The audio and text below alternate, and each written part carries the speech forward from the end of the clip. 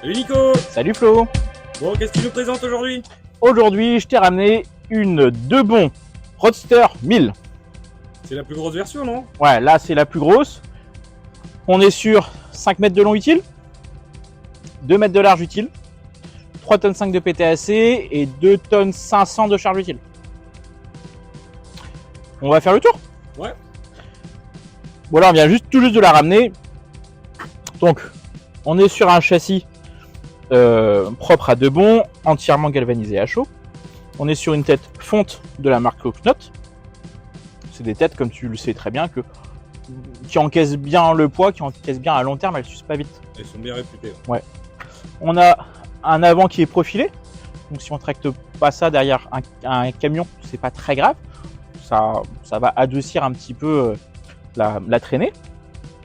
On a des petits feux de gabarit en LED, des feux d'encombrement aussi en LED, des pneus taille basse. Pourquoi taille basse? Pourquoi taille basse? Pour avoir un seuil de chargement le plus bas possible, pour que ça tienne bien la route. C'est-à-dire que c'est des pneus qui sont gonflés à 6 par 5 et qui ont très peu de mouvement entre la jante et la route. C'est-à-dire qu'il y a peu de tangage et peu de lacets qui se créent. On a deux ouvrants, on ouvrira juste après. On a des cales de parking. Donc ça, parce qu'il faut savoir qu'il ne faut pas serrer le frein à main pour les stockages longs, pour les remorques. Donc il vaut mieux utiliser la cale de roue. On a une béquille de stabilisatrice, un feu arrière pour qu'on le voit dans les rétros, des feux intégrés ronds, chaque feu indépendant, donc ça évite si on en casse de manière aléatoire, de devoir changer tous les optiques tout le temps. Il y a un troisième feu stop. On voit que le haillon il est très renforcé parce qu'on l'a pas dit, mais c'est une remorque qui est faite à la base pour mettre des voitures. Donc on a un troisième feu stop. À LED aussi. À LED. Le volet est fermé à clé et le volet du haut sert à verrouiller le pont. D'accord. Et tous les ouvrants sont fermables à clé. Ouais, là tout est fermé et c'est la même clé. Côté gauche, c'est le même que le côté droit. Et là, on va ouvrir un petit peu tout.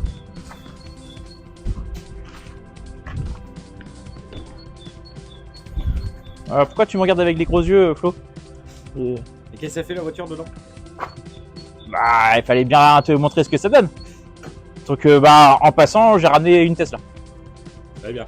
Elle est pas très propre, mais vu que la remorque elle est vendue, et fallait qu'on vous la montre assez vite. On va ouvrir l'arrière aussi. Donc on ouvre d'abord le petit volet et on ouvre le haillon. Il y a des tampons en caoutchouc pour éviter d'abîmer le pont en aluminium. Et des extensions de rampe pour les véhicules un peu plus bas. Ouais, c'est ça. Il y a des mini rampes.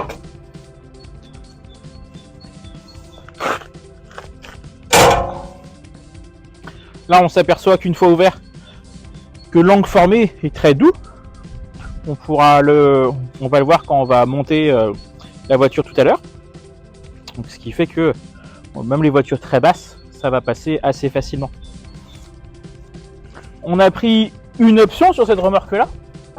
Donc, on a pris l'option rail à l'intérieur. C'est les rails que l'on voit sous les roues. Voilà. On verra un petit peu mieux quand on aura enlevé la voiture. Et du coup, ils servent à quoi ces rails? Ces rails-là, le souci qu'on a, c'est que sur les voitures à porte, si on n'a pas ces rails-là, il y a forte chance qu'on puisse pas ouvrir les portes. D'accord. Parce que à cause de la taille des roues, même si elles sont petites, et la garde-sol à l'intérieur de la remorque est suffisamment haute pour qu'on puisse pas ouvrir. Je te montre aussi de l'autre côté. Donc les rails sont ajourés, c'est des rails spéciaux porte-voiture. Donc il y a des points de sanglage au plancher. Mais l'idée c'est qu'on puisse prendre des sangles dites 3 points pour fixer la roue. Et c'est là qu'on voit toute l'utilité de la porte avant. Porte avant gauche, porte avant droite. Ça permet de sangler facilement et d'avoir accès rapidement à la roue. Et pareil pour la roue arrière. C'est C'est vraiment bien pensé. Parce que sinon, clairement, à l'avant, moi je passe pas pour la porter la voiture. Non, là on passe pas. Là on passe pas. La voiture, normalement la Tesla, elle fait 4,30 m. Il reste encore un petit peu de place devant, il reste un petit peu de place derrière. Donc on pourrait se dire qu'on pourrait mettre une voiture de 4,50 m. Au-delà, avec le galbe, ça sera au cas par cas. Ce que je propose, c'est qu'on descende la voiture. Ouais. Et puis on fait le point des petits détails à l'intérieur. Ça marche.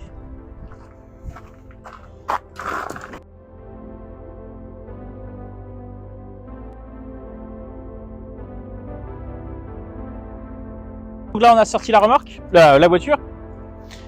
Et comme ça, on peut voir tout l'intérieur. Alors, je sais pas où... Parce que tu m'as enlevé les petits verrous. Je sais pas où tu les as mis, Flo. Je les ai mis à l'avant à l'intérieur. À l'avant, ok. Donc en gros, normalement, en mode route, on ferme le petit sabot. Et on a des papillons que je vais récupérer.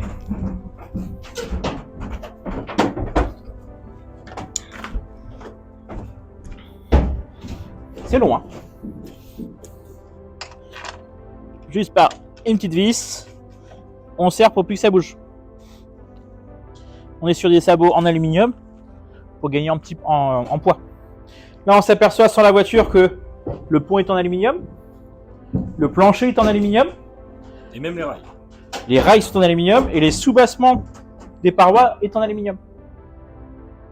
Toujours dans une optique de gagner du poids. Si on s'approche des parois, alors ça va pas se voir, mais il faut nous faire confiance. C'est une paroi en mousse, donc c'est un sandwich mousse. L'intérêt, c'est que c'est une carrosserie, donc c'est très léger, costaud, réparable. C'est lisse, mais c'est surtout qu'on gagne beaucoup de poids là-dessus. Et totalement étanche. Et totalement étanche. Quand on prend pas l'option rail, on s'aperçoit qu'il y a quand même des anneaux au plancher. Il y en a 8 sur la remorque, 4 à l'arrière, 4 à l'avant. Si tu rentres un peu dans à l'intérieur, si tu te retournes, tu vois, tu as des petits feux de travail avec interrupteur. Ceux-là, ils fonctionnent quand tu mets les feux de la voiture en route. Et honnêtement, ça éclaire bien. Charger le soir, c'est vraiment pratique. Ouais. La remorque, elle est pour transporter des voitures principalement. Pourquoi pas des palettes. Hein, donc, c'est fait pour ça, donc d'où l'éclairage. À l'avant, si on met des voitures de course ou pour les circuits, j'aurais bien placé un petit treuil électrique avec un coffre et une batterie. On a largement la zone ici pour le faire. Et pour les pistards, pourquoi pas faire un râtelier à pneus ou à bidon d'essence. Ça, outillage. voilà. Et je discute ça avec un monsieur qui l'apprend. Lui, en plus, le dessous, ça va lui servir à stocker les pneus en rab et les barnums. Parce que comme ça, l'espace n'est pas perdu. Si on regarde à l'extérieur, on a des vérins à gaz sur tous les ouvrants, même sur la petite porte. C'est-à-dire que rien ne va bouger une fois que c'est ouvert. Même s'il y a du vent. Même s'il y a du vent, c'est ça. C'est ouvert. On va se rapprocher de la fiche produit. On va voir un petit peu les détails. Donc on est sur une remorque de 6,25 m de long. On a 4,97 m utile et on a 2,25 m intérieur utile. À savoir que quand, non même pas quand, il y a les passages de roues de la remorque qui sont à l'intérieur. Donc on tombe à 190 utiles. Et en 2,35 m de large hors tout. Le résumé des caractéristiques, on est sur un fourgon double essieu freiné, suspension Pullman. Donc les suspensions Pullman 2, c'est un châssis qui est rabaissé avec des suspensions à ressort avec amortisseur sur chaque roue. C'est-à-dire que chaque roue est indépendante des autres. C'est celles qui tiennent mieux la route. C'est souvent ça qu'on recommande par exemple pour transporter des pianos. On a un châssis entièrement galvanisé à chaud et un encadrement, comme on a dit, en aluminium. On a un déflecteur, donc la partie avant et le toit qui est en polyester. On a un plancher aluminium qui garantit 5 ans. On a des ouvrants en sandwich imputrescibles. Donc la remorque, elle est étanche à l'eau, mais aussi dans le temps. Les ailes sont en plastique en ABS. Un pont de chargement avec des petits sabots arrière. Des feux à l'arrière qui sont encastrés et protégés. Une roue jockey renforcée. Enfin, il y a beaucoup d'équipements de série. C'est-à-dire qu'il y a très peu d'options à rajouter. Et on peut choisir la couleur. Et on peut choisir la couleur. Il y a même d'autres coloris qui vont arriver. J'ai eu les petits échos. Très bien. Nous, donc comme on a dit, on a pris une option, donc c'est les rails.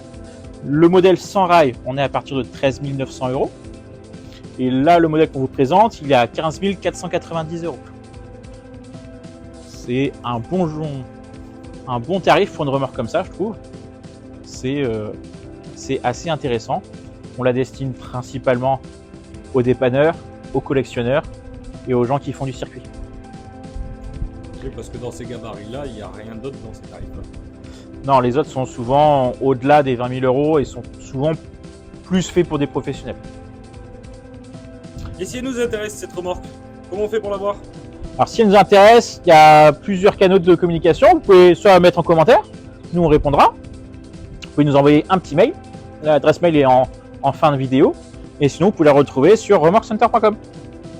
Pour rappel, on essaie d'en avoir toujours une en stock visible. On essaye, c'est pas toujours facile. Et elles sont visibles à Guipava, à côté de Brest, sur la pointe de la Bretagne. Allez, à dans 15 jours. Et puis bonne fin de journée. Bonne soirée.